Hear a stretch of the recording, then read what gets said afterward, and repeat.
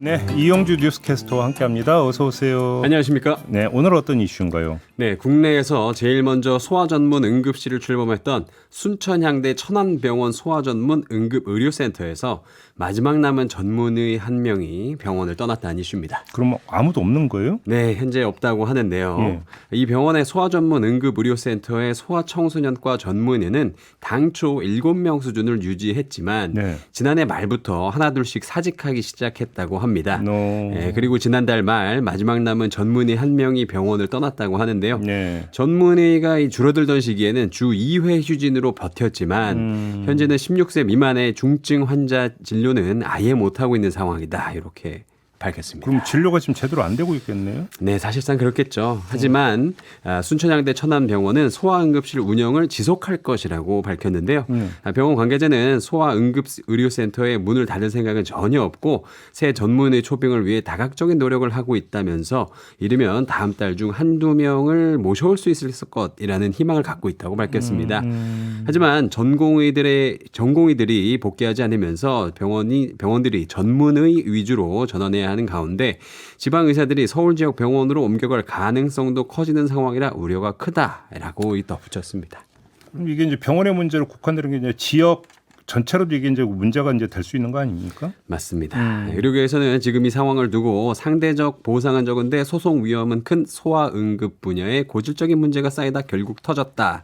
이런 반응인데요. 네. 소아청소년과 교수들은 어린이는 성인에 비해 몸집만 작은 게 아니라 검사, 진료, 약물 투여, 수술 등 모든 면에서 성인 환자와는 전혀 다른 접근과 매우 세심한 주의가 필요한 전문 영역이라고 말하고 있습니다. 네. 한때 높은 인기를 누렸던 소아과는 저출생으로 인해 산부인과와 함께 비인기 기피과가 됐고요.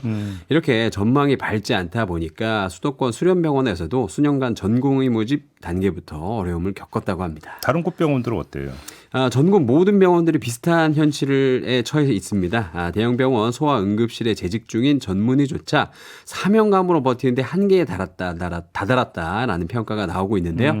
순천향대 천안병원 역시 최근 소아청소년과 전공의 지원자가 없어서 전문의 업무 부담이 가중된 것으로 알려졌습니다. 게다가 사직한 의사들이 빠지면서 남아있는 의사들에게 당직 같은 업무 부담이 늘어나게 되고요. 곧 다른 의사들도 도미노처럼 그만두면서 결국 응급실이 무너졌다는 것이 의료계의 분석입니다. 지금 소아응급의료 현실이 이런데 저출산 대책을 아무리 내놓은들 네. 무슨 소용이 있겠습니까? 아이러니하죠. 예. 최용재 대한아동병원협회 회장은 한 언론사와의 인터뷰에서 아동병원은 소아청소년 의료의 배후 진료와 진료 종결 기능을 수행해 왔다며 종합병원에만 정부 지원이 집중된다면 아동병원에서 담당해왔던 소아청소년 진료 기반이 소멸할 수 있으므로 정부가 곧 필요한 곳에 핀셋 지원을 해달라고 강조했는데요. 또 아동병원은 경증 및 준중증 소아 환자를 돌보며 응급실 기능의 많은 부분을 대체하고 있다면서 아동병원의 제 역할을 지속해서 수행할 수 있도록 정부의 지원책이 필요하다 이렇게 당부했습니다. 근데 이 얘기하니까 다시 또 의정 갈등 얘기를 안 할 수가 없는 건데 계속 네. 대치적인 대치선 계속되고 있는 거잖아요. 그렇습니다. 대한의사협회 지도부는 다음 주 화요일 6월 18일 전면 휴진을 예고하고 연일 집단 행동 참여를 독려하고 있습니다. 의협은 전국 의사 대표자 회의에서 의협이 가장 선봉에 서서 대한민국 의료를 살리기 위한 투쟁의 그 서막을 알린다며 18일 하루 전면 휴진하고 전국 의사 총궐기 대회를 개최하겠다고 밝혔습니다. 의협도 강경 입장이고 정부도 강경 입장이잖아요. 네, 그렇죠. 강대강인데요. 정부는 개원의와 동네 병원의 진료 명령과 휴진 신고 명령을 발령하는 등 집단 행동에 단호히 대처하는 모습입니다.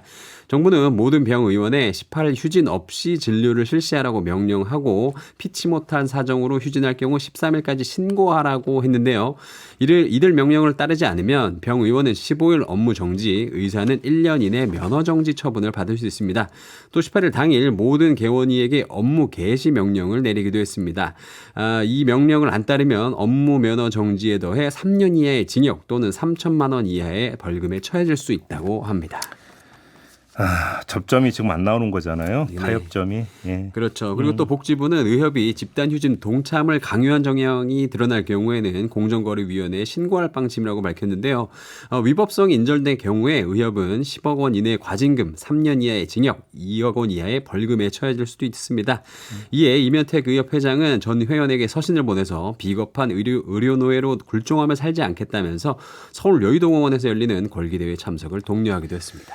그러니까 정부의 목소리 크고 의협의 목소리 큰데 환자의 목소리는 지금 제대로 지금 전달이 되고 있지 않은 이게 현실의 가장 큰 문제 아니겠습니까? 예. 가장 애타는 사람들이 누구겠어요? 환자와 그 가족들 아니겠습니까? 참으라 언제까지 참아야 되는 겁니까?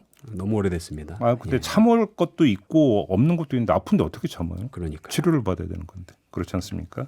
특히나 아이들 같은 경우는 아기는 정말 너무 아니 엄마 아빠 입장에서 발을 동동 구르는 거잖아요. 아이가 네. 어떡하라는 얘기예요 도대체. 알겠습니다. 마무리하죠. 예. 답답한데요. 네, 이용주 캐스터와 함께했습니다. 수고하셨어요. 감사합니다.